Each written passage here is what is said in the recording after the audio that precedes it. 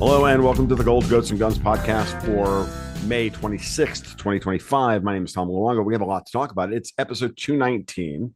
And with the weirdness that's coming out of, is Trump or is he not going to end the war in Ukraine? I think there's a lot of real confusion out there that's going on. And over the weekend, I thought to myself, no, there's nobody else I want to talk to right now than Xoaquin Flores to try and bring some sanity to what is happening within both the normal media space as well as, or the undead media space, as well as the alternative media space, where I think the histrionics had now gone full blown. So, Xoaquin, thank you so much for taking the time this morning. How are you, sir? Thank you. Thanks for having me on today, Tom. It's good to talk to you. Good to see you. It's a pleasure and an honor. Thank you, because I we were talking a little bit before we hit record. My frustration with the way things are going in the commentary space. I'm mostly happy with what I'm seeing from the Trump administration, but it's very clear that we have an entire alternative media space, both in the financial markets and the geopolitical. And we'll stick mostly to geopolitical today.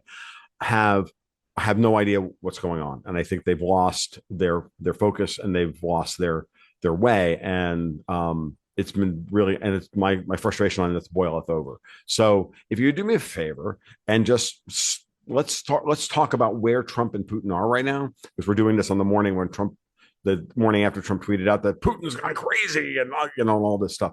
And I want you to help me break all that down, okay? For reality. People might remember back in the campaign in 2024 that there was a similar incident where Trump said that, look, I think Putin's changed. He might have gone mad. Something's not right. It's like he wants. And then there was another one where he was talking about how when he talked to Putin, it was like he was basically telling him, like, don't do it, Vlad. Don't take Ukraine. Don't do it. He said it like that. Don't do it, Vlad. It was Right. it was one of the great moments in Trump TV entertainment history during the campaign. And yeah, what a beautiful time to be alive. So what happens is we have two different times during this campaign where he did this kayfabe with Putin's bad. And it always came during a time when he was able to precept or, pre-perceive that there was going to be an attack on him from the neocon right. And he's very good at like preempting these by saying the thing that they might tell him to say. So he can say it first, because if you said it after, it would be like a capitulation. So when he had what happens with Kellogg is he condemns Russia's strikes and says that it violates the Geneva Convention, and these are the first and second editions from in the 70s when it was augmented. It's been a while since I was in university, but in the field of IR, this is when the Geneva Accords 2 basically, but they're called editions 1 and 2 come into force, and he's referring to like language surrounding Article 52A or thereabouts. Anyway, this is relating to whether it's excessive. Basically, you could say like if that civilians are being targeted versus hitting military infrastructure that happens to be where civilians live.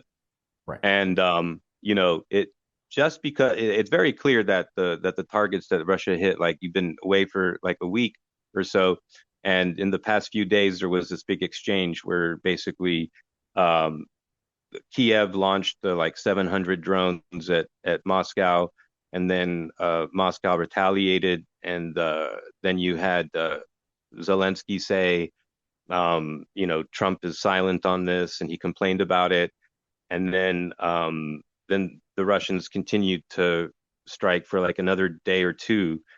A lot of things happening, and then Right. there was a breakdown locally on the Ukrainian front in the past 24 hours, and the Russians connected up a number of provinces like all at once that people thought might take weeks to happen. Is this a sign of things to come? So this is all like in the background, right? So it's so Trump gets ahead of the curve and he says what Putin's crazy or whatever, and but what isn't crazy is the fact that any sanctions that they put on Russia won't have any real consequence on the outcome of the war.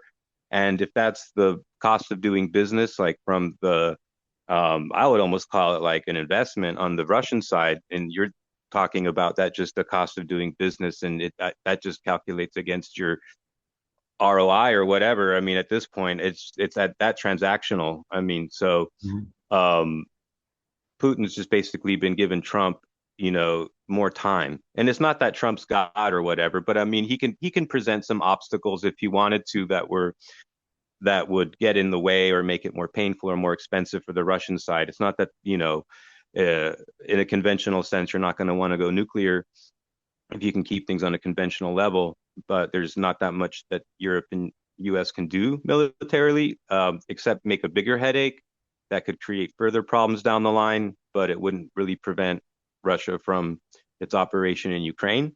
So Mhm. I think with that logic, that's where the Trump administration has like posited its messaging during this particular time in the media cycle. If that breaks Right. down, yeah. Mhm. So No, and it's really thank you because I think it's important that if you think about where we are, and this is all happening in my mind. I look back and I look at it and go, well, clearly we're having a Senate revolt over the budget reconciliation bill at the same time. So I look at this and I say, huh, what a shock. The usual suspects in the Senate are going to hold up this bill, which they all know they're lying about it, adding to the deficit and all this other stuff, because that's all CBO projection stuff that has nothing to do with this bill. Stephen Miller just finally put out a tweet this morning, which I retweeted, and I'm going to link in the show notes to this for people to understand what's actually going on legally with this bill, because I think it's very important because no one gets it. And I didn't even get it. And then I read this. I'm like, oh, okay. Yeah, no, what's the I gist of just it? knew instinctively they were lying about this. Right. Yeah. Um, and and when I'm like, oh, so what they're really doing is they're using this as blackmail to get Hmm. Trump to come up, to stay focused on Ukraine in some way, manner, shape, or form. And then you have Frederick Merz come out this morning and say there's now no limits on the what Ukraine can do in retaliation. We're taking all the restrictions off their use of their weapons on Russia, and I'm like, oh, so that's the gambit. I think that's. I mean, am I wrong about that, or what do you think is? Yeah, no, I think that's about right. No, and the dynamic that has been created is that this is what's going to further the SMO until some, ultimate very small end of Ukraine as a rump state, because Mhm. like they've just recently announced the 100-kilometer cordon sanitaire that effectively claims an additional, three regions, Mhm. more or four. It comes out to four altogether with the cordon sanitaire and then Dnipropetrovsk. It would, yeah, I think bring it to five five more. Right. So So we're talking about um, Sumy, Kharkov, Dnipropetrovsk, yeah, Mykolaiv, and Odessa. Chernigov.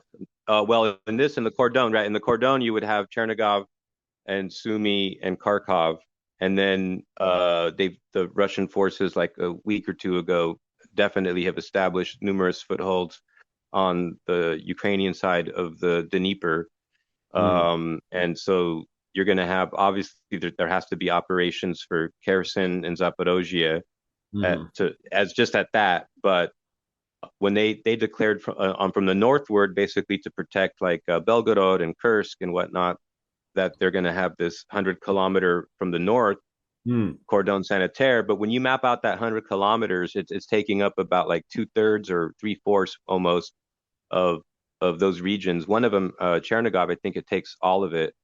Or that no, Sumi, I think it would take all of it, and Mm. just from that 100 kilometers. And the calculation, like what was being floated a month ago, was like 52, maybe 30 to 50 kilometers. So when 100 kilometers was announced, it's like those are the whole regions. So that's Right. it. I mean, they're going to do it. So, Trump saying that Putin is crazy, like that's exactly what the he needs to like make sure that his base at different levels of the ring of these concentric circles around him is going to resonate with his message. And you're going to have the Fox News neocons come on and say like Trump needs to be tougher on Russia, and doesn't he see that like Vladimir blah blah blah. So he gets ahead of the curve and he just says the thing that there's going to be anything that could be used against them. It costs nothing to say, Right. it costs nothing to say, and it doesn't come with any teeth. And all of the things, the what they're so stupid about this is just they're so it's forgive my French, man, but they're so fucking stupid. No, that's okay. You're more than welcome to curse on this podcast, please. I appreciate, it's just it's so frustrating. The dysgenic midwits that have continued to, promulgate this bizarre equation. Look, it's so clear that if Trump is going to be looking at how the future of this conflict was working, the logic of the Biden administration, the logic of the European Union was to arm and arm and arm Ukraine and further, and that was what was creating the catalyst of Russia increasing its efforts, and also on the economic side, the import substitution, industrialization, like that was the energy required to do it. Like having a nemesis, as Trump also said about Iran, that even if you don't really want to be an enemy, basically it's like this is just the script. It's good to have an enemy because it organizes, it motivates you, Right. and what the whole equation that the whole Western strategy was based on was the energy consumed to make the operation itself successful. So that was the whole logic of it. That's why Russia guaranteed to win it. So Trump coming in with what he's doing is just taking credit for an eventual outcome and mitigating some of the damage to the West really more than anything.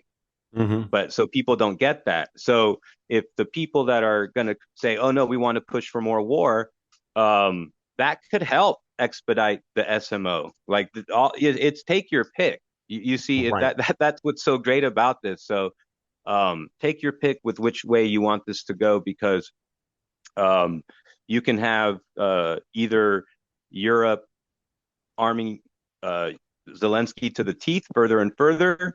You can have a ceasefire or peace talks that are designed not to go anywhere, but like also by the Russian side, they're designed not to go anywhere, Right. because they don't need to go anywhere. No. So, either way, you're going to have an outcome of Russia has been very clear that in all of their messaging from directly, like verbatim from Medvedev, from any number of normal regular spokespeople, whether it's Peskov, whether it's Lavrov, whether it's Zakharova, they're all going to tell you that there has to be regime change in Kiev. Mm-hmm. This is Yeah. not just like Peskov misstating things or something. This is what everyone has said consistently. So it's not about elections now. It's not about a ceasefire. There's no ceasefire. There's no Minsk. There's not going to be another Minsk agreement. They've Right. also said that. So they've been very clear. We're never going to do again. Putin just said, ceasefire, and then let's see what happens. Right. So that's it. So they're going to, Odessa, interesting questions, but yeah, it's Trump knows this, and why would he be so stupid to position himself politically against the inevitable? Like, why not make it look like that was his deal, right? Right. Like, Right. so Right. like we had been saying for a long time on the XF live stream, months and months ago, that Russia really couldn't say the quiet part out loud, um, when Zelensky was trying to call their bluff.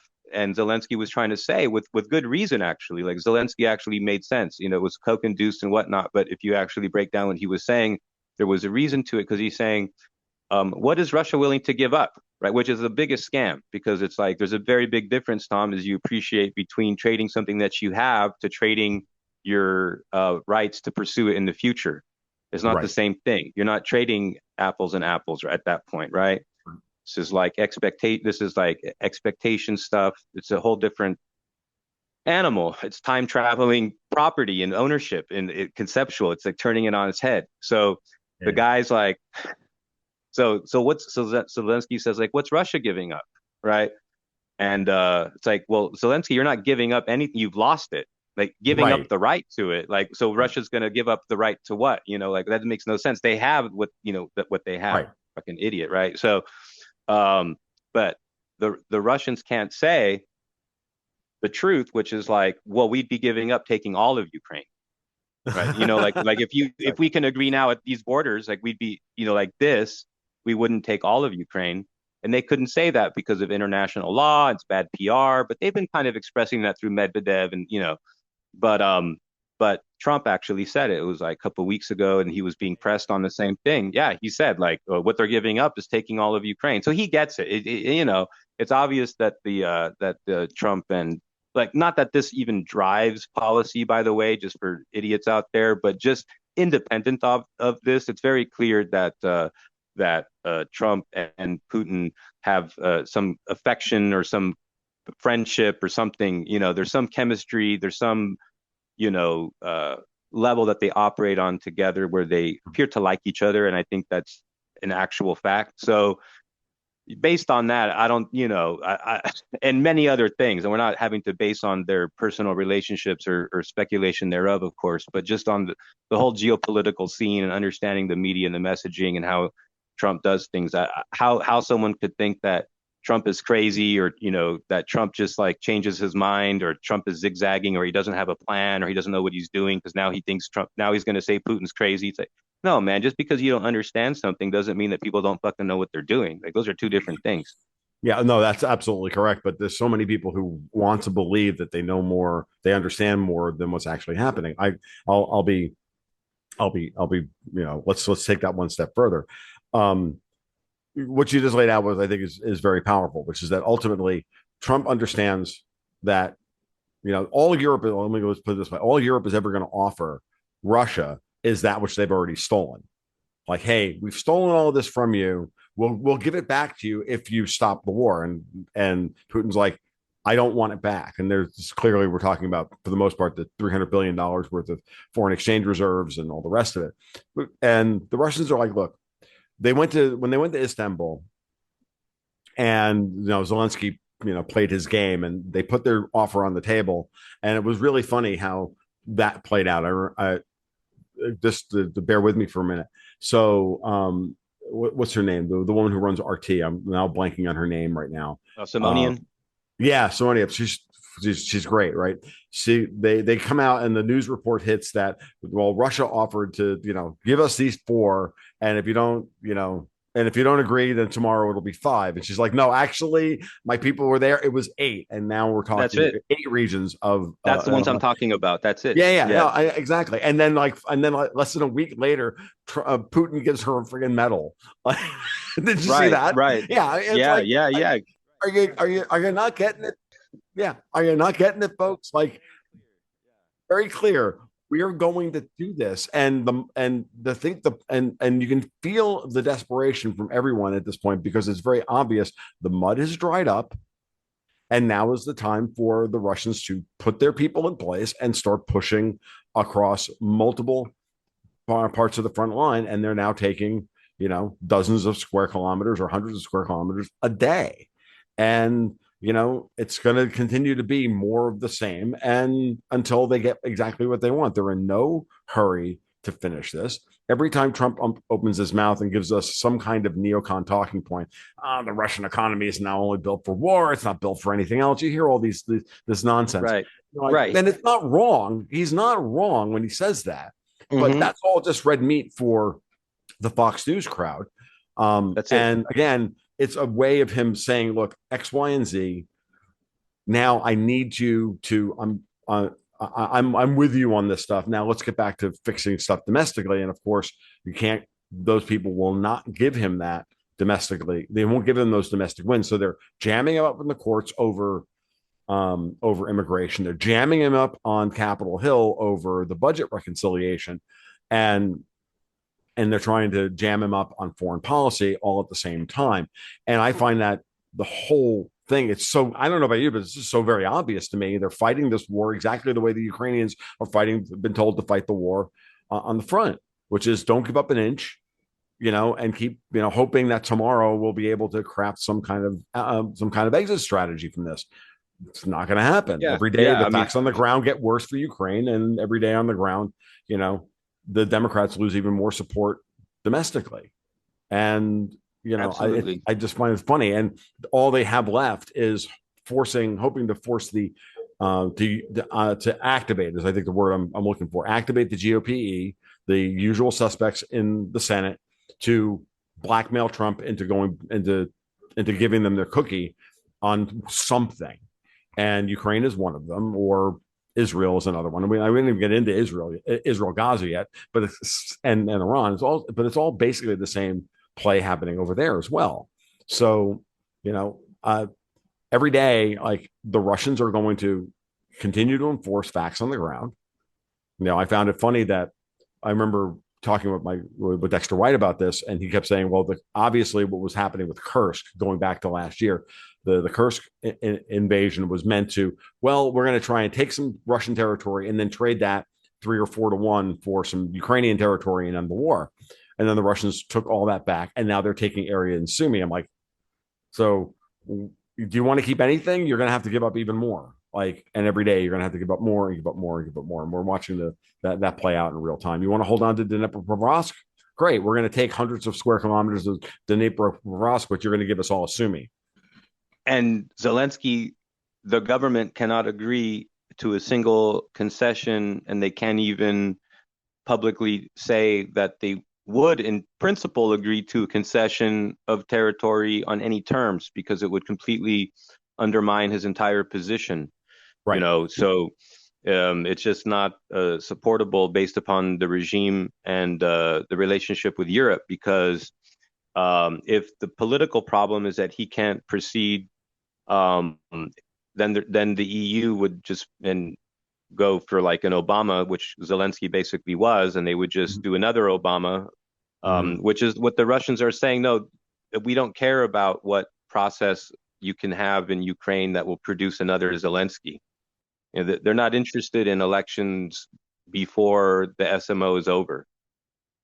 And that's why they said, and it sounded like it was a concession, because they said they said elections in Ukraine are not necessary for us to, like, to end the war. It's not what they thought it meant. Yeah, they meant the other way. Yeah. I'll be honest. I missed that. This is what happens when you actually take something close to a vacation for a few days and you miss, like, Mm-hmm. all this. You miss some of the nuance. Um, so so let's. I do actually want to keep, like, making this point, which is that we have a lot of people in the alternative media space who keep missing all of this stuff, and I think they're missing it in every area.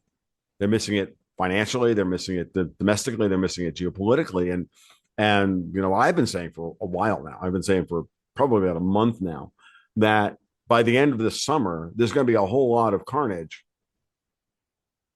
in the space, because a lot of people will have made really terrible decisions because they've abreacted as opposed to analyzed the situation. And by abreacting to every twist and turn because they feel like they've got to be out there every day saying something, or worse than that, in my mind, they have I think a lot of people have the wrong model as to what's going on. And it's kind of downstream of, in many ways, I think it's downstream of their refusal to accept the fact that the game board has fundamentally changed. And I've seen it within the financial markets, and because I see it in the financial markets and I see it within the bond market, and the way we get back into my whole SOFR versus LIBOR and all that stuff, when you start to realize that the United States is setting up a different financial system for itself, Right. by not tying that directly to the outcomes geopolitically, then you've missed the plot, you've missed the story. So none of this makes any sense. And so you have a Yes, model in your bingo, head that as they doesn't say. work, right? Yes. I All so right. because so yeah, well, so one of the things that so let's talk about what the practical limits of what we're dealing with in terms of Russia Ukraine. Um, Absolutely. what do you, let's talk about time frame for this summer. Let's just start Hmm. there, and then we'll see where it winds up. How? What do you? I mean, I know you're following this a lot more closely than I am because I'm trying to focus on literally everything all at once, and more of the financial markets than I am the geopolitical stuff on the ground. So, what do you realistically think the Russians are going to be able to do with this summer, which is when you can do the most effectively the most maneuver warfare in Ukraine, especially in this area of Ukraine? What do you think they're actually going to be able to accomplish in the next 4 to 5 or 3 or 4 months?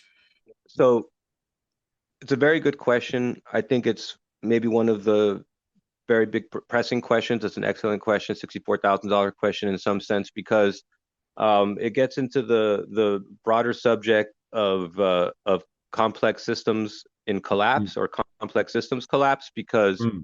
it follows the principle of like the straw that broke the camel's back. So, I mean, if you were to like just measure out, for example, like uh, you know, rate times time over distance based upon the attrition rate or whatever, you would come at like some figure, Mm-hmm. like, well, the Russians are, seem to be moving on across at all the critical, maybe 6 or 7, 8 different points simultaneously. They're, moving 5 to 15 kilometers a day. You see what I mean? So you Right. could map that out, right? Mm-hmm. But the thing is that there are other signs of breakdowns of the AFU at some of these localities that previously had not been encountered, that are like, more reminiscent of the breakdown in part of the army that occurred leading up to the original Istanbul talks and the peace agreement that was rescinded by the Ukrainian side on Biden and Johnson's strong recommendation Right. to Zelensky, right? So um, the Istanbul format establishes these things, and the Russians basically tied, as you said, like the Istanbul format to this recent Istanbul discussion, and the Russians, the Ukrainians rejected the idea that it was, which is why they want to continue with the Vatican. But Mm-hmm. Istanbul is actually the symbolic of the fact that the formula, as you've discussed long and you've been nailing, by the way, that the longer that Ukrainians take to agree to terms to peace, the more that Ukraine loses territorially, Mm-hmm. right? I mean, that's the formula. You have it. So um, now, in terms of the breakdown of the AFU over the course of the summer, based upon the good weather conditions for a lot of maneuver warfare, um, the ongoing war of attrition, which has been very drone and artillery heavy, has created like a softening of so many of these positions that a breakdown of order and morale is very significant across the Ukrainian front. Mm-hmm. So the main objective, if there was a compulsion or need to move beyond the let's say strategic opportunities of moving in once you have let's say drone superiority over an area, and then you basically evict them and then you move in, is very reminiscent actually of like second generation warfare, except it's using drones in lieu of artillery, Mm-hmm. where the soldiers are already going into an area that basically is drone and artillery secure. Mm-hmm. And so the Russians, for political reasons inside of Russia, actually, like, because it's Russians feel the war more and more, and the attacks from the Zelensky side have actually helped the Russian side kind of realize that the war is real. You talk to Right. like people maybe like Tim Kirby and folks that live in Russia, they're going to tell you, like for a lot of Russians, there's not a war going on. They don't feel Right. it economically. It's if they care to watch it, what's going on in the news, they do, but not everyone's into that because they're just, you know, people Right. living in society and living their lives. So they Right. haven't felt the war. It's not some nationalist cause in Russia for people that it's not imposed on people that are not already into the patriotic scene. You see, so but these attacks from Zelensky increasingly on urban areas have galvanized more public opinion. Mm-hmm. So based on that metric, it's possible that the equation I'm talking about that generally preferences low Russian losses. I mean, very low Russian losses. We're talking like they won't even go into somewhere if they think they're going to lose 1 for 7 or 1 for 8. And optimally in operations, they're achieving like 1 to 14 and 1 to 20.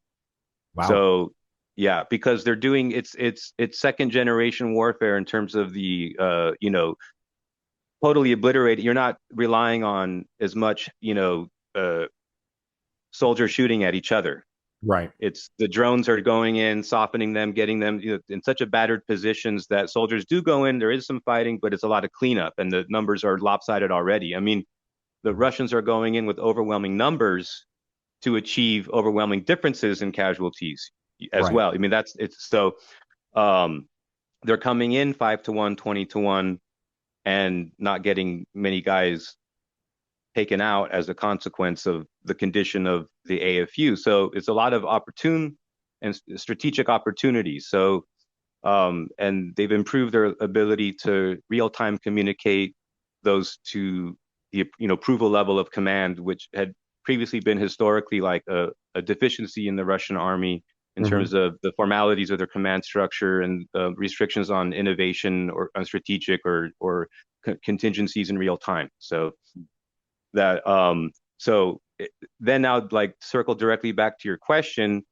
this summer is a time frame in which a straw that broke the camel's back scenario could occur across maybe 2 or 3 critical places Hmm. in along the front that could maybe result in back to Simonian's threat, so to speak, or promise, if you will. um, Maybe 2 of those could if you had breakdowns, but I Right. have this like projected as a conflict that easily continues like another 18 months, where in other words within 18 months the straw that broke the camel's back scenario will happen. I mean, that's always how Right. it happens. It's just, Right. because I'm just saying you could project out by the kilometers and the attrition rate and everything like that, but that doesn't that will give you a very prolonged endpoint. Militaries don't Sure. operate that way because society breaks down and everything breaks down first. So Right. before the last man, shoots Right. his gun, it's not how it goes down. You have mass surrenders. Yeah, yeah. Yeah, So it's effectively what I was at, and that's thank you for that because I think that's very important to understand that it looks stable, but it's really metastable. Like the front line right. looks stable, but it's very metastable. It's not anti-fragile. It's not a cape. It's not a it's not a scenario of the Russians are incompetent at war. They may have been unprepared to fight the war they eventually had to fight and have had to shift their tactics and everything else, but it's 2025, it's not 2022 or 2023 anymore.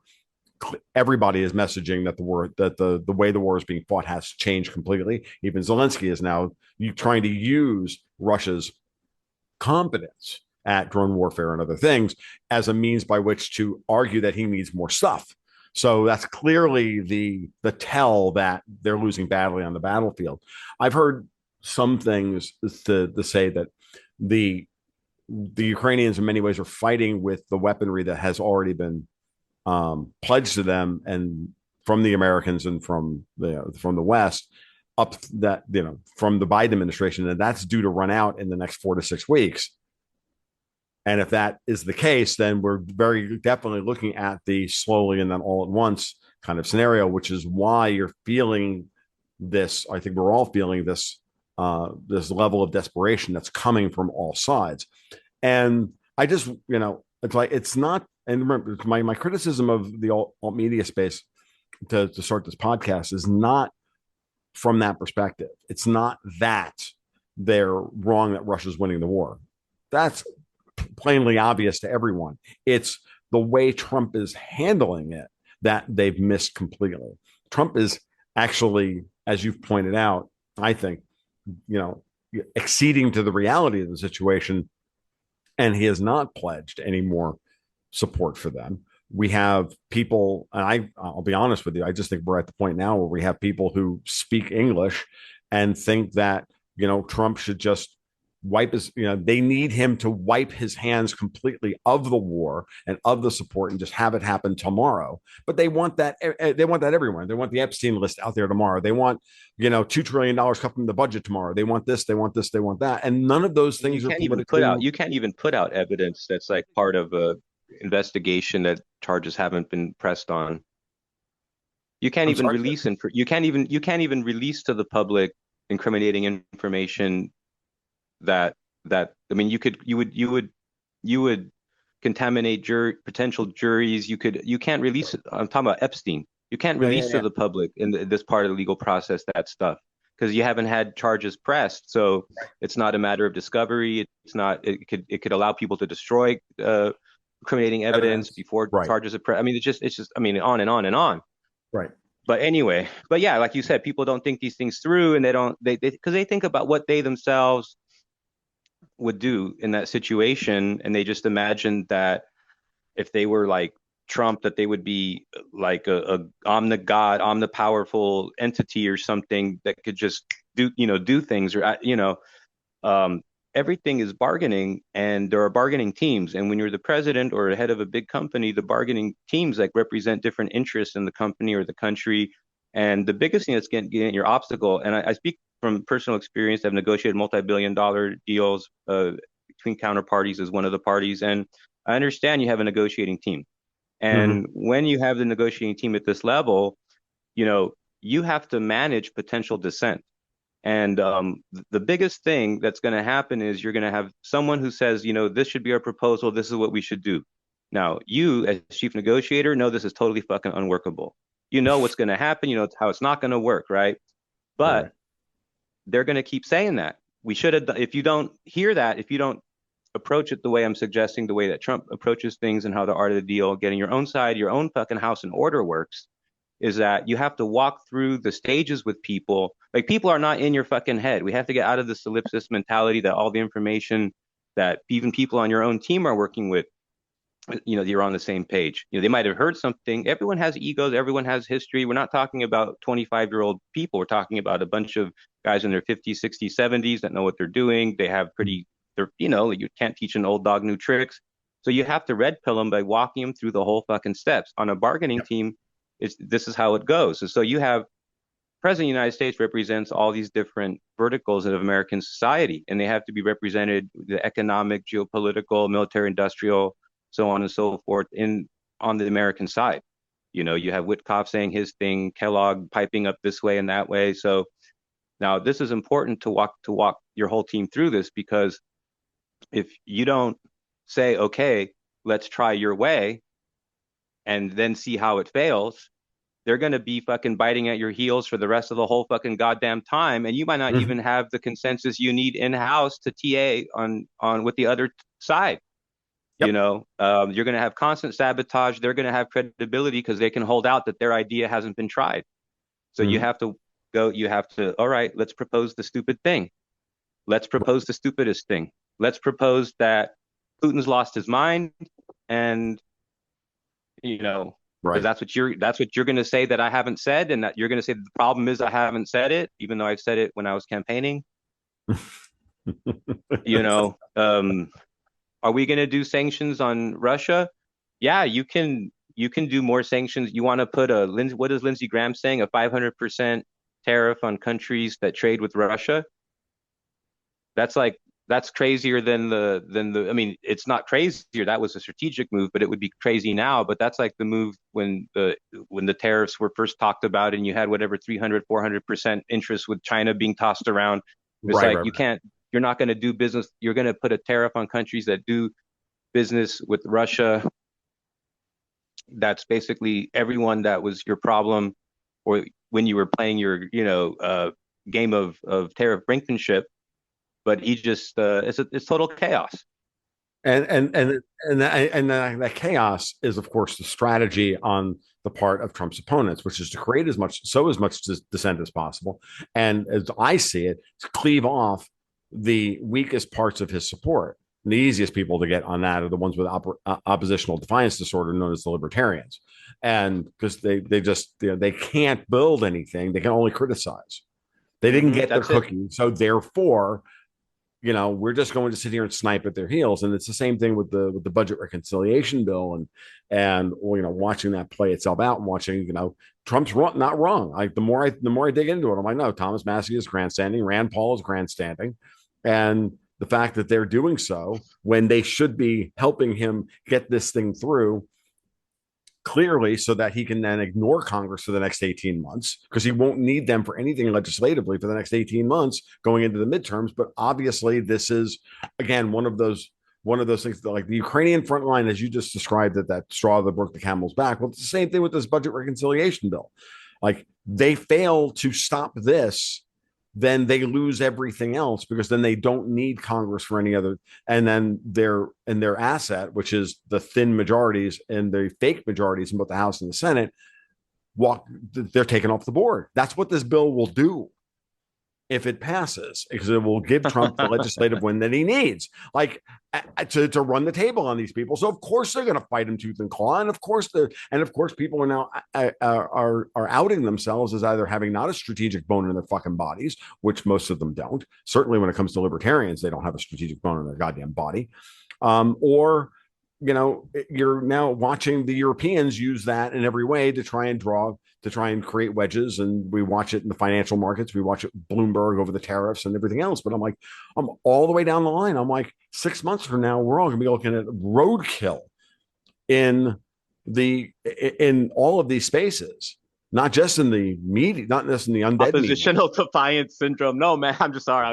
was just ruminating on that. Yeah, No, that's absolutely. it's exactly what they're doing. It shares a lot. We're not talking about all libertarians, of course, but there are like so many libertarians that share like with so many Marxists and communists. Like one very similar trait is that their whole political worldview is like based upon some fundamental inability to have like properly individuated, along the way in life, and everything is like some conflict with like an imaginary authority, an imaginary father. It's like a deprivation of the realization of the ego. So then everything is totally fucking solipsistic. Everything is like what I would do and how this is smarter. And let me tell you, this is why liberal propaganda works, because it's an appeal to this type of narcissism. It's an appeal to this type of belief that it's a total Dunning-Kruger thing. It's like people don't know how much one has to know to fucking manage these things, and to how what level of life experience and dealings and expertise is involved. It's not about I don't have that experience. Very few people do, and it's totally bizarre when it's just that is one of the things. It's the flattery of in a lot of liberal societies. Of course you want meritocracy, of course you want to provide education so that you can pull up the best from the whole public, of course, but the idea that that the people in power are fundamentally these oafs or these morons that keep making mistakes, and like we're just so smart to criticize, like you said. There are some very problematic intellectual movements in history, let's just say, that have focused on critique without actually delving into the arena of construction, would have focused on criticism without actually offering a viable alternative. And there's no realistic. And I no, you're absolutely right. This is actually something that's become very, very obvious to me over the course of the last couple of years, and I've begun picking out people and movements. I'll give you a perfect example. I started calling them the zero hedge set. Like, when I know full well, from like firsthand authority, that those that run zero hedge are only in it for the advertising money, and they put up whatever the hell they want in order to run their thing. I ran into it because the minute I started going down the rabbit hole of saying, well, maybe the Fed's working for us, I noticed that none of those articles got published on zero hedge, when previously, if I published an article, it was up within 6 hours, right? And after a while, I realized that, oh no, this is just about criticism, because criticism sells. This isn't about solutions. And so now I've become very, very, okay, yeah. And I saw it firsthand, and then I started to apply it all everywhere. And this is not just my ego. I don't fuck whether I get published on zero hedge anymore. Hell, I don't even write publicly anymore, because what's the point? Right. Because it's better to have a nuanced conversation with people about these things. Write some, or whatever. So my marketing strategy is not what I'm talking about here. What I'm saying now is that ultimately what's important is that you start to recognize that behavior everywhere, and you don't have people who are looking for, here's the current problem, here's a potential solution. They're not like doing those two things They're just doing, here are the problems, here are the problems, here are the problems, and they're just feeding the anxiety pimps who are then using that to slice and dice and divide and rule. And it's a classic psyop. I mean, am I wrong about that? I mean, I That's don't it. know. It's the way I see it. Uh, no, it is. It's I when I think about like you're talking about your breakdown criticism of alternative media and how they're large trolling operations in the long term. It's casting a net, and you're reeling people in.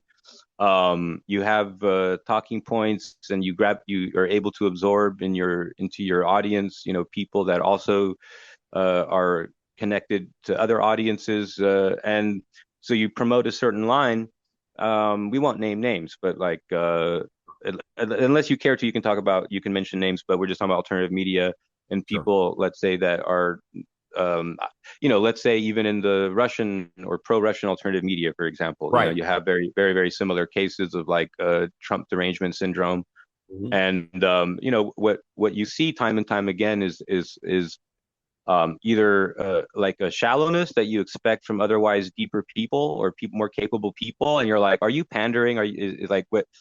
Um, they're still attached to the idea that in the United States there's like a Democratic Party that can be reformed without agreeing with Trump, right? Mhm.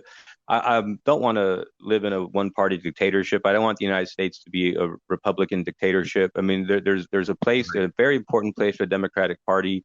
There has to be a new lease on life.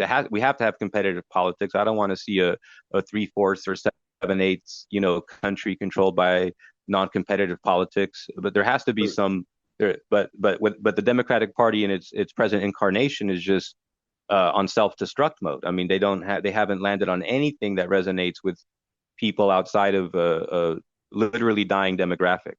Mhm. So, I mean, you have maybe 10 or 15% of adults in the United States have a college education, and then of a bachelor's degree, something like that, isn't it? 20, yeah, 15% ish around there. It's increased. It's about, I think, 60% or 70% in some places of those graduates are women. And then you have it's very unlikely for people to be like Democrat hardline supporters if they don't come from that university mill. And not all people that go through that mill become hardline Democrats. And a hardline Right. Democrat is not a far leftist. A hardline Democrat is like a Hillary Clinton, Mhm. Pete Buttigieg, leftist or Democrat, so rather. Right. So they're in it for Obama. They love Obama. They love Cory Booker. They love AOC, and uh, their politics has come to an end, and they've been working against big data analytics for so long. I mean, their whole strategy from Zuckerberg to when what's his face Dorsey was Mm. running Twitter, but their whole strategy was censorship to keep from the evolution of the dissemination of ideas reaching the fruition that it finally did. Yep. And I mean, they were working against. They were on the wrong side of history on communication strategy, on technology, everything. So it's they, and of course they would, because you can't use these inherently popular, grassroots and horizontal communications methods that are afforded to us today. You can't use them to promote and have succeed an anti-popular message. So it's not just a technological problem. It's like, okay, so you can see it's kind of like the old Marshall McLuhan bit, and so, but then you kind of chicken or the egg. Is it like the media is the message, or the message is the media? I mean, they're tied to this, right? It's I, intrinsically, right. So it's fascinating to see them implode like this in real time. But I mhm. think that they are feeling like if they can keep the Europeans strong on Russia, and if they can play the bullshit game on Gaza and pretend that they care about Palestinians when they're the ones that have been running the entire non-solution for the past since like 1992 or something, they're the ones that have been running this whole lie that there's going to be a two-state.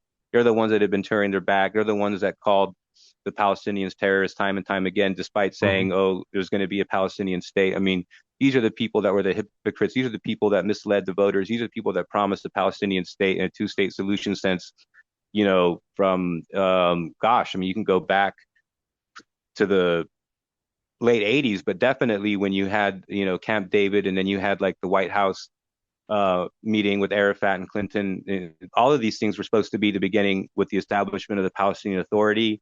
All of Right. these things were supposed to be a Palestinian state, and it's been the whole Western global pro-Palestinian movement that actually worked to prevent this. In all of the Arab states that were Gulf Arab states, and those like on the model of the Saudis throughout the entire Gulf, had been acting as they're just business interest oil, and they don't have to recognize Israel, but they'd never made a quid pro quo relating to, say, their energy markets and recognition of a Palestinian state.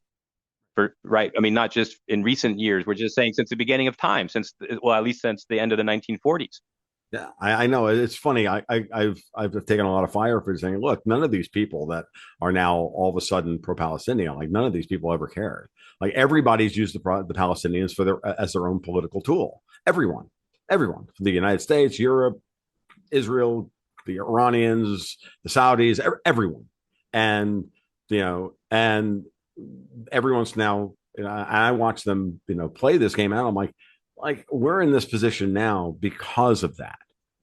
The That's it. Palestinians are, Gaza has become what it's become because no one was willing to actually, you know, not stop lying about it all. Yeah, do something else, anything else, anything else. Anything. I mean, Right. anything else. I mean, the only rule is like Israel couldn't take it by force, because then people would have a right to declare war on Israel. I think that would be the thing that people wouldn't accept, who live there. I'm saying who are from Gaza, but I think they would accept being an American protectorate. I think they would accept that the local police or that the military were, supported by Egyptian or Qatari intelligence, and that it was Arab speaking, even if foreign, but Egyptian soldiers, for example, like any variation of the Egyptian plan, which previously, before all this drama, and people forget, and they have like a 54-hour fucking attention span. But months ago, we have to recall that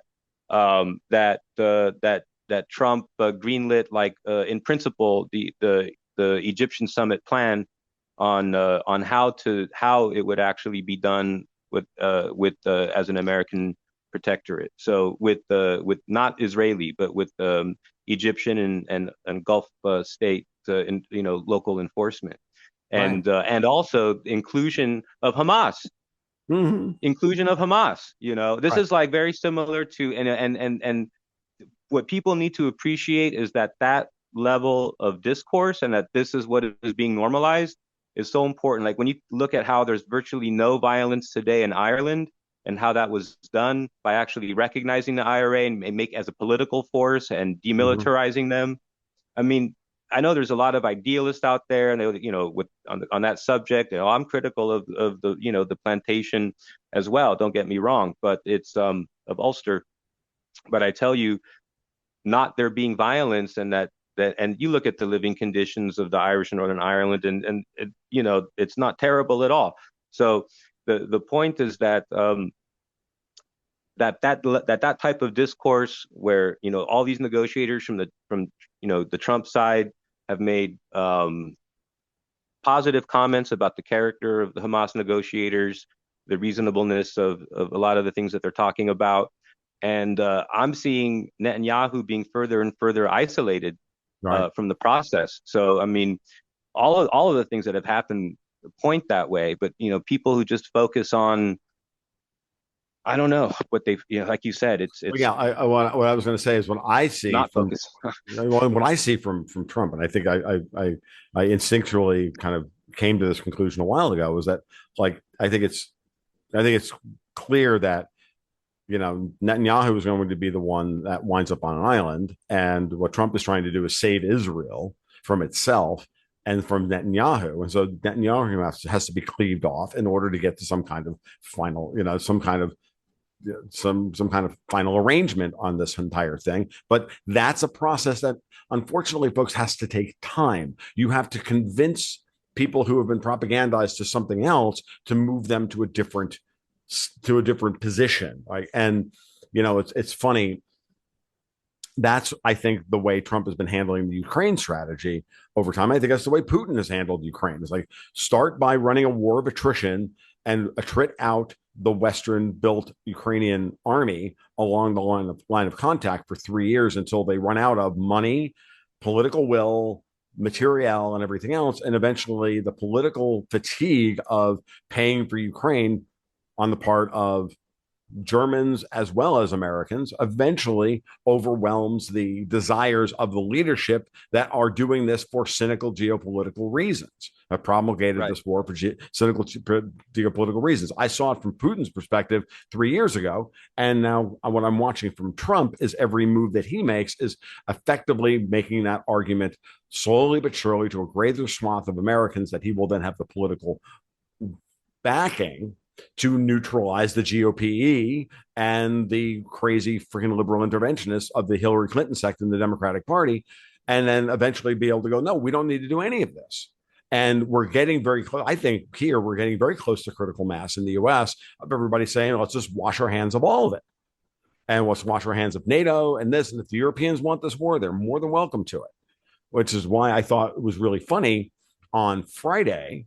Was it Thursday or Friday when Trump just came out of the blue and said, you know what, 50% tariffs on the EU. They don't, they're not negotiating. The hell with you. Like, it's so obvious what he's Right. doing. Right. It's so obvious that these two marrying all of these things into one singular unit, which is these people are the problem. Right. And and there we are. And I see it in every venue, and he's just playing the same strategy over and over again, and they keep falling for it. And what I can't understand is how no one else can. I mean, Joaquin, I'm just sitting here looking at this going, I needed to talk to you this morning because I needed to talk to somebody else who actually sees most of this shit. Like I'm Yeah, like I to the point where I can't even use anybody else for intelligence work anymore. It's insane. Like I don't understand how people can't see this. yeah, people have too many attachments. I just think, sorry to say, but if you'll allow me, I just think people have too many attachments to, um, I, they can't just look at things dispassionately. They can't, it's, and I think this is very interesting, Tom, because I find it to be in, um, uh, kind of, let's say, secular English speaking countries, the A5 countries, there's a very similar trend. Mm. I'm not saying it in a racial sense, but let's say Mhm. Anglo-Saxon societies, whether you're an Asian or black that's been anglicized, we're just saying Anglo-Saxon societies, the political culture is very, very strange. And there's a lot of repression. Mhm. There's a lot of the Puritan influence in the psyche. And I think that there is an inability to separate, um, you know, that in the way that Anglo-Saxon societies became secularized is that we have taken our political ideas to a religious level, Mhm. and it has served as like a substitute for religion. And so Sure. what you're actually combating is actually different types of fanaticism and pseudo religious commitments in the language of politics. Yes. If you already have a dogma, if you already have a doctrine, if you already have very simplified categories and a low resolution view that you're comfortable with because reality hasn't fucking hit you in the head with it yet, then you can always sit back and come up with all sorts of simplified versions um, and there's no cost investment into having a stupid idea if the reality of that stupidity hasn't hit you yet. And I can Mm. promise you that it will, because It being always does. blind to the politics doesn't mean that politics isn't looking at you. Mm. Great point. What I was going to say is like let's give you a perfect example of the kind of thing I'm talking about. I don't know about you, but it's been pretty obvious that, for example, like the Trump administration, for since the day I think literally the day after Trump survived Butler, Pennsylvania, that they've been schmoozing Georgia Maloney over in Italy, right? I think it's Hmm. pretty Hmm. obvious that and I've been banging my shoe on the table like Khrushchev for a long time, saying Georgia Maloney walks into like Trump did in the first term and says, and she's in the Italian deep state. She's the first like Right. real, true populist that's in charge of Italy with a stable coalition in God knows how long, right? The Italian deep state is older, more sophisticated, and deeper than anything the Americans. I mean, relatively speaking, the American deep state is they're a bunch of fucking Amishmen relative to the Italians, right? Because the Italian deep state's 2,000 years old, right? Yeah, I was going to So say they invented it. yeah, they created the deep state, right? So judging Georgia Maloney's actions in the first 18 months that she's in power from the perspective of she's a failed populist as opposed to just somebody who's trying to survive, right? When she has coalition partners trying to whack her, you've got Berlusconi was still alive, Matteo Salvini was completely compromised by Davos while he was in power. Blah blah blah blah. You have all of this happen, and yet somehow she's still not to be trusted. When she moves into Trump and Elon Musk's orbit, she has moved chapter and verse in every way against the Europeans. She's not given any real support to the Ukraine war. All she's done is clear out all the old Italian military crap, none of which works, and sent it over to the Right. Ukraine. The Zelensky can't even say it openly about really say anything openly about it because if he does, like like all of this stuff, I'm like, but yet she's still not to be trusted. Like, are you kidding me? It's so obvious that Trump is setting her up to take out Macron and Bonderstaten. Absolutely. Yeah, it's clear as day. And Right. I think people they there's a lot of different information. It's propaganda. It might come from trusted sources, but the number's used for the wrong reason. It's a wrong number. Um, I haven't looked at this figure in maybe 9 months to a year, but we're still very far along in the conflict at the time that this number was produced. Like Italy had given less than 300 million with an M, dollars to or euros to Ukraine, period. And it was earmarked for humanitarian. And Right. then they had commitments of 700 million. And I don't even know if they had commitments of cash alone that ever exceeded even the 1 billion mark. I think they had 700 something million in commitments and they gave less than half of it in actuality. And then, once you add up the replacement value, not the cost, not the value, or if you were to calculate based upon the pre-war market value, because now all the goods are fucking, sought after because Russia's been destroying it all. But if you go to the pre-war value of like these, Caesar and other systems that European countries have trapped, and even if you calculate the replacement value of those from their present military-industrial complex, um, Italy has given a tiny amount of money Right. to Ukraine in this conflict, like all of that considered, by the way. Right. So it Yeah. is, what people don't see, and it's, I mean, you look at the position of Fico and Orban, or Mm-hmm. Vucic, and albeit, and thankfully Serbia is not in the EU, it's still in, the Right. community, so to speak. And that all of these leaders have directly confronted van der Leyen and Callas Mm-hmm. with the reality that they're never going to win this war, and they know it too, and they're engaged in a huge fraud. It's a grift, it's a graft, it's money laundering, it's posturing, it's Atlanticism in Mm-hmm. decay. And the scam is to believe that there is a like a pyramid in this scam, and they're inflating towards the imagination, the realization or reification, if you will, that we can wait this out. That's what the deep state in the U.S. is saying. That's what the USAID staffers are saying. That's what the fucking all these Atlanticists in the EU are saying. They're saying we can wait this out. Mm-hmm. 3 more years, Trump is out, then we can get back on with Plan Senile.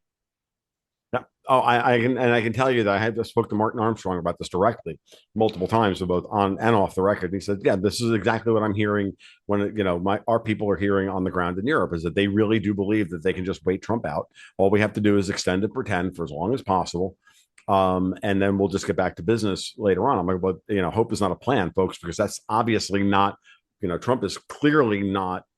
Playing for that end game. And Putin can see it coming. The Chinese can see it coming. Like everybody, like it's all happening. But they don't know what else to do. I always go back to whenever I really think about the European Union and their and the way they negotiate. And I always go back to Yanis Varoufakis during the Greek debt crisis of 2015, when he walked in, and has told the story a billion times, right? About how I walked in with all these plans about how we're going to restructure the Greek debt, and this is what we're going to do, and it's going to be good for you, it's going to be good for us, and everything else. And he goes in with all of his charts and his presentation and everything else, and then he finishes, and they look at him like he just sung the Swedish national anthem, and then they go back to doing exactly what they were going to do yesterday. Right, right, And right. they don't negotiate. These people, they never negotiate. They just set terms, and the only thing they ever offer you is the stuff they've already stolen from you.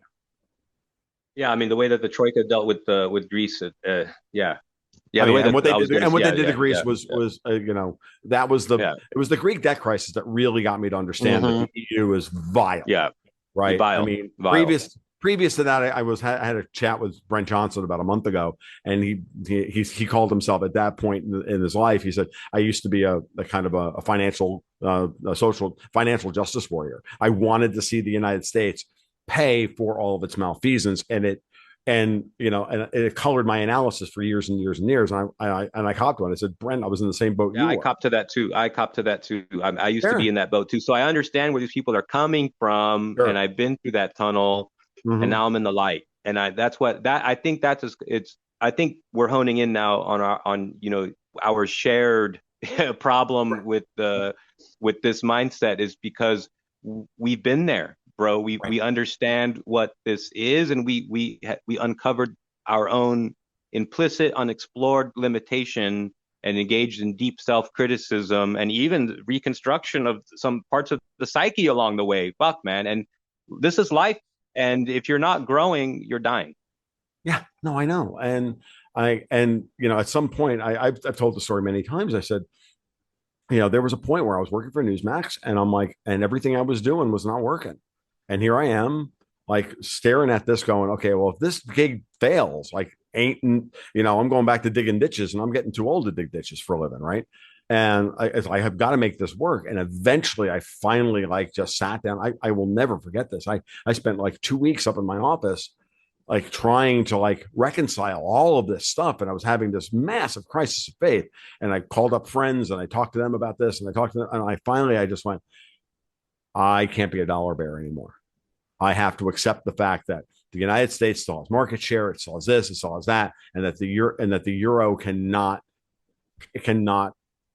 survive this. And when I went through that process, I came out the other side with better recommendations, with a better handle on what was going on, and I could then better serve my customers. Because ultimately, at the end of the day, I'm here serving my customers, and I can't just stand here and keep saying the same thing over and over again, hoping that I get this keep running this grift. Because at that point, it's a grift. Exactly. Once you understand that what you're doing is, you're like, oh shit, I don't want to be that guy. I literally I think at that point, that was the moment when I said, I don't want to be Peter Schiff. Yeah, I And I mean have no that's problem naming exactly names in this forum, because I've been right, screaming right. about Peter Schiff for a decade now, so it Yeah, doesn't yeah, matter. yeah, yeah, yeah, yeah, yeah. Like, I don't want to be that guy. I don't want to be Mike Maloney. I don't want to be any of these fucking gold punters. I want to be. I need to be better than this, and You have to be in reality. You have to be I in have to reality. deal. I have to deal with the real world, and this is the real world. And again, folks, I think both Joaquin and I, just to make everybody clear on this, this is not about, oh, I'm so freaking wise and insouciant that I went through this Right, terrible thing, and I came out the other side and listened to everything I have to say. No, I'm still right. doing it, folks. Every day I get up and I'm like, Yep, what have I missed? That's like the one exactly right. question I ask myself. I ask myself every hmm morning. What am I And missing I have here? guys like you on the podcast in order to be able to, catch up on the stuff that I have missed. I will be honest. So Yeah, I thank you for having me on today as well. One of the things I wanted to say in kind of exploring this question of alternative media and the, as you call it, oppositional defiance disorder, it's like when you have an interpersonal relationship with someone, and it's like a toxic relationship because like every time you propose, let's do something like tomorrow, like let's do something in the future, and it could be something small, and that becomes like a referendum on every past problem or grievance in the relationship. Even though the fact that you're still all there together like means that obviously we made up, we agreed at that time, and that agreement and this working was sufficient then. And every time we propose to do something tomorrow cannot be an argument about every unresolved imagined past grievance, real, yeah, or and so forth, because the thing that we're doing right now is not a referendum on 200 years of American history. I fucking know that the U.S. invaded a country once every 2 years from 1798 onwards. Like, I'm aware of the fact that millions of people have died as a product of U.S. imperialism. I'm aware of the role of U.S. Fruit Company and U.S. Steel and Tin in Latin America and the death squads. I'm aware of I'm aware of the financing of the Third Reich earlier on before he was the enemy. Right. These things we know these things. Mm-hmm. But it's if you're trying to understand what is happening today and what is likely to happen and what the real questions are and where the fight is, we have to understand that the degree to which it matters that there's that we shout and proclaim things what is relatively insignificant to the ocean of humanity that is moving in currents. Mm-hmm. And if to swim against those currents is often like a very good hedge and a good position to like not get things wrong when you're trying to understand things in personal choice. And I think a lot of libertarians make the error of that working in their life in terms of like individual choice rationale and their own kind of game, how they might apply game theory into their own life, to thinking that individuals like Trump represent like what Trump himself would like to do or is optimal. They don't understand politics and how humans work dynamically in the world and how real problems get solved. I wonder to what extent people live online and then just they're engaged in the mental self pleasurement. I wonder about it too. We're all the important part is to recognize that potential in all of us, in ourselves as well as everybody else Mm-hmm. around us, and Mm-hmm. and you know it's and what's really, it's not frustrating. What's become clarifying is you know you have to become an expert in a little bit of everything in order to become an expert in anything, and especially when you're Mm-hmm. going to start walking in, you're start analyzing in these circles. Again, I'll invoke Martin Armstrong. I remember him saying, he said many times, like, I never wanted to be a geopolitical analyst. I was a trader. Like, I didn't, but eventually, as the markets became more and more and more politicized, I had to start adding that to my model in order for my model to become better. It's the same thing with me. I just wanted to be a gold guy. I was like, buy gold and walk away. Well, I got news for you. In order to be able to buy gold, you're now looking at the most geopolitical of all asset classes. Therefore, next to oil, and therefore you need to become an expert in it and all of these other things. And now you needed to start looking at the way the world actually operates. And the last point I think I'd like to bring up, and you get your comment on this, and I think one of them will close this out, which is the following: just because you have grievances, there comes a point where if one of the groups in that that you've been analyzing makes a fundamental shift to change their behavior, and they make that change and it's obvious, then you have to, at the very least, not even if you don't want to accept it, that's fine. You have to be able to analyze it as if you do accept it and express it. This is the problem that neocons have about the Russians. This is the problem that anti-Americans have about America. America is changing, folks. It is changing for the better. It is going to be slow, painful, ugly, and obnoxious at times. Yeah, and Americans are the one that are good, and Americans are going to do the ones that are the heavy lifting in that. By the way, like people around the world that have some legitimate and other times many legitimate grievances with American imperialism, will be happy to know that not only is America becoming a better actor in the world today, but Americans are going to pay for it more than anyone else. And if Right. that's not fair to everyone else, I don't know what is. Exactly. And it's in many ways, it's the same thing that you can level that same criticism at the British, for the British Yeah. Empire.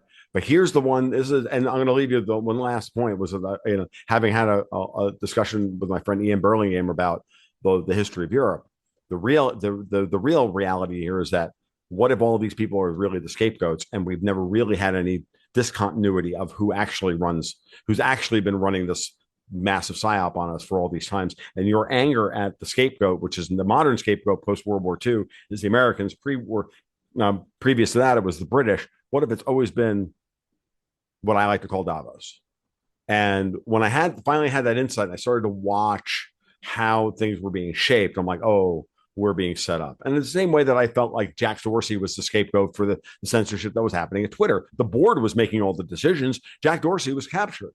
He was the guy we were supposed to pour all of our hatred into and then focus all of our program on him. And then when they get rid of him, Twitter's board gets a free pass. Like, oh, no, no, no, no, no, no. Yeah, they're like from central casting. Exactly. Exactly. That's the phrase I like. Great. So I don't know, but if you want to like add a little bit of color on that, and then we'll call it a day, and then we'll move on. Oh, you know what? I know I think you said it very well. I'm doing a live stream a few times a week on at New Resistance on Telegram. I'm doing the news that I think is important or that I'm paying attention to, which is not everything happening in the world, but it informs my outlook. And if it's something I've posted on that channel, it's something that I'm definitely talking about and definitely on my mind. And so, folks, check that out. It's entirely free to that channel, of course. And the live streams, if you catch them free, also for you. Anyone who catches them can catch them. Yeah. No, they are very valuable. And I know that I try to stay away from Telegram on a daily basis because it's too much, but I have an entire community that distills out the best of Telegram. And I can tell you that on a regular basis, whenever I see something from Xoaquin, I read that over everything else, because invariably I'm done with it. I'm like, dude, thank you. Because like what you said this morning about Trump, and I'm going to link to that particular post for the show notes. What you said about Trump this morning was the reason why, even though I'm still insanely busy right now and behind from taking 10 days off, I'm like, no, we're doing the podcast this morning because Xoaquin's on top of it, as he always is. And I really appreciate you coming in and doing the thing. So he's, at New Resistance on Telegram. I'm TFL 1728 on Twitter. Go Patreon/Gold Goats and Guns. You guys know the drill. We'll do this again soon. Xoaquin, thank you so much for everything, and keep your stick on the ice. Thanks for having me.